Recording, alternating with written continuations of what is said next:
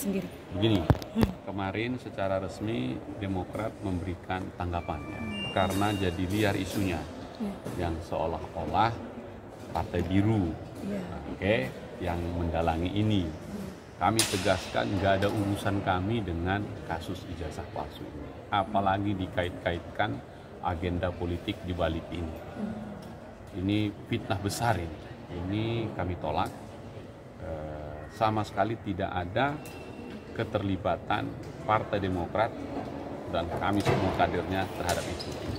Kalau ditarik-tarik, Saudara Roy Suryo yang pernah di Demokrat, saya pastikan masa saya sekjen Partai Demokrat, Saudara Roy Suryo tidak lagi jadi anggota Partai Demokrat.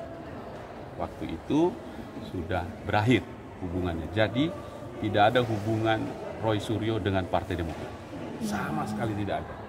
Mungkin orang menarik-narik karena ada Roy Suryo pernah punya pengalaman bersama kami.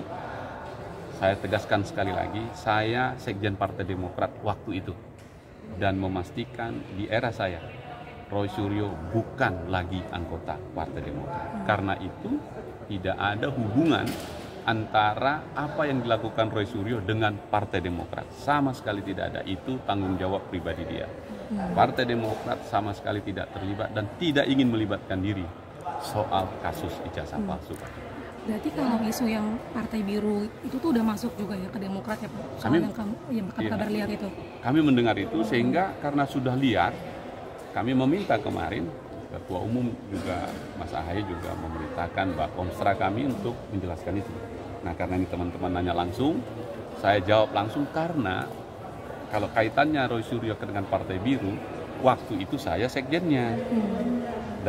Saya sekjennya dan sejak itu tidak lagi ada hubungan Roy Suryo dan Partai Demokrat. Karena dia menarik diri, mundur, dan waktu itu kalau tidak mundur ya kita berhentikan karena waktu itu kasusnya sudah melampaui batas. Itu tahun berapa? Kalau saya sekjen itu kan 2015 ke 2020. Jadi antara tahun itu masih, kalau nggak salah ya masih antara tidak menteri lagi ya, antara menteri. Itu waktu itu kasus beliau itu. Nah sekali lagi saya ingin menegaskan, jangan ditarik-tarik bahwa Roy Suryo tidak ada hubungannya dengan Demokrat dan karena itu Demokrat nggak ada hubungannya dengan kasus ijazah palsu. Mudah-mudahan penjelasan saya ini clear karena masih era saya waktu itu.